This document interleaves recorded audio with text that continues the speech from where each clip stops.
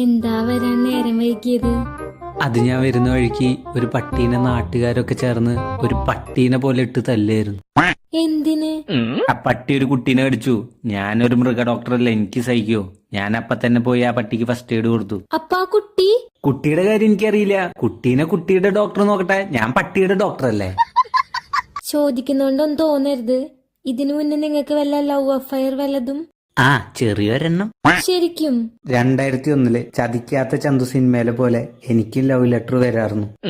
അതിലെനിക്കും അറിയില്ല അവള് കാണാൻ എങ്ങനെ ഇരിക്കുന്നു, അവൾക്കും അറിയില്ല ഞാൻ കാണാൻ എങ്ങനെ ഇരിക്കുന്നു. പക്ഷെ ഞങ്ങൾ കത്തുകളിലൂടെ പ്രണയിച്ചു. ഓ, എന്റെ അച്ഛനമ്മയും വീട്ടിൽ നിന്ന് മാറി ദൂരെ എവിടേക്കെങ്കിലും പോണ ദിവസം അവൾക്ക് എന്റെ വീട്ടിൽ വരണം എന്ന് പറയായിരുന്നു.